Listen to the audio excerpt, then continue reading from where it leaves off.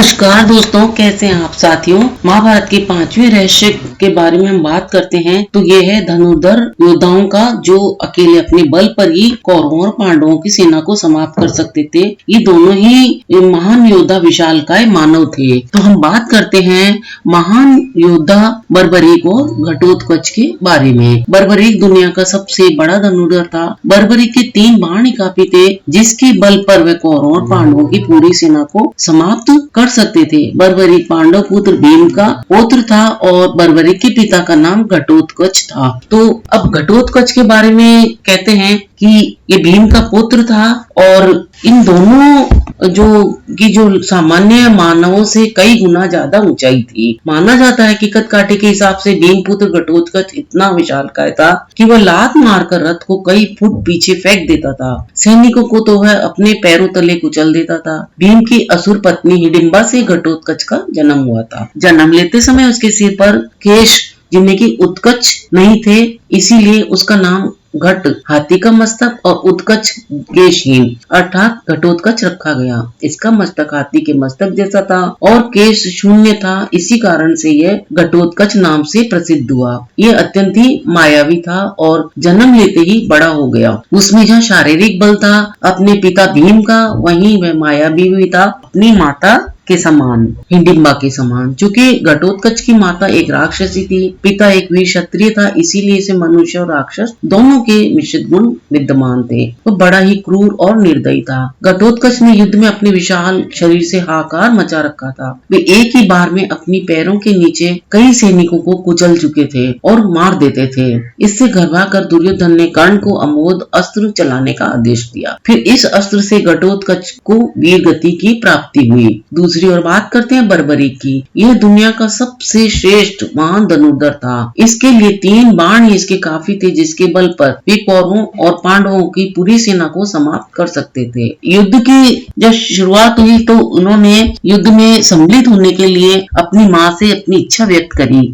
तो वे बर्बरीक की माँ ने उससे एक ही बात कही कि तुम युद्ध में उसी की तरफ से हिस्सा लेना जो हार रहा हो। पहले तुम ये वचन दो कि तुम उसी पक्ष की ओर से लड़ोगे जो युद्ध में हार रहा हो। तो बर्बरीक ने अपनी माँ को यह वचन दे दिया और फिर माँ ने उसको युद्ध में सम्मिलित होने की आज्ञा दे दी। माँ की आज्ञा पाकर बर्बरीक अपने नीले घोड़े पर सवार होकर कुरुक्षेत्र के मैदान की ओर चल पड़ा। युद्ध के मैदान में पहुंचकर भीम पुत्र बर्बरीक दोनों खेमों के मध्य बिंदु के एक पीपल पेड़ के वृक्ष के नीचे खड़े हो गए और यह घोषणा कर डाली कि मैं उस पक्ष की तरफ से ही लड़ूंगा जो हार रहा होगा। अब बर्बरीक की इस घोषणा को सुनकर कृष्ण भगवान चिंतित हो गए। वो समझ रहे थे कि अगर ऐसा संभव हुआ तो यह युद्ध तो बिना किसी निर्णय के ही समाप्त हो जाएगा, जबकि यह तो धर्म युद्ध है। तब भगवान श्री कृष्ण जी ने क्या करा, एक ब्राह्मण का वेश धारण किया और सुबह बर्बरीक के शिविर के द्वार पर पहुंच गए और उससे दान मांगने लगे। तब बर्बरीक ने कहा कि ब्राह्मण आप मांगो, क्या चाहते हो। तो ब्राह्मण रूपी कृष्ण भगवान ने कहा कि तुम वचनबद्ध मत हो, कहीं तुम दे न सकोगे तो।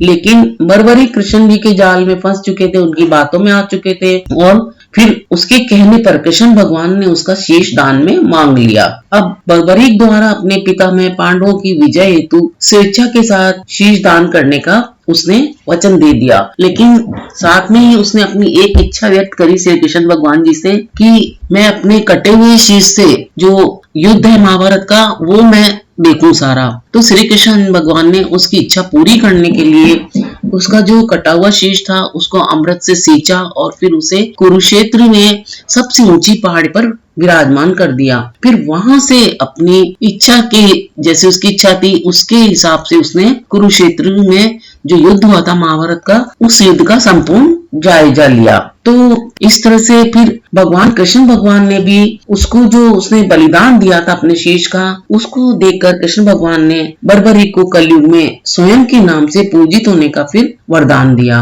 आज बर्बरीक को खाटू श्याम नाम से पूजा जाता है क्योंकि जहाँ कृष्ण जी ने उसका शीश रखा था उस स्थान का नाम खाटू है, जहाँ पर आज भी हजारों की संख्या में लोग प्रतिदिन दर्शन करने के लिए जाते हैं। और भगवान कृष्ण जी के आशीर्वाद से और उसकी बर्बरीक की शक्ति से वहां पर जो भी व्यक्ति आते हैं उनकी मनोकामनाएं भी पूर्ण होती है। तो इस तरह से जो ये महान योद्धा बर्बरीक था उसने अपने बलिदान दिया और हमेशा हमेशा के लिए वह पूजनीय हो गया खाटू श्याम के नाम से। दोस्तों, आपको ये जानकारी कैसी लगी? अगर अच्छी लगी हो तो मेरे इस वीडियो को लाइक और शेयर करना ना भूलें, और अगर आप चैनल पर पहली बार हो तो इसे सब्सक्राइब भी कर लें। अपना अमूल्य समय देकर वीडियो देखने के लिए आप सभी को बहुत बहुत धन्यवाद।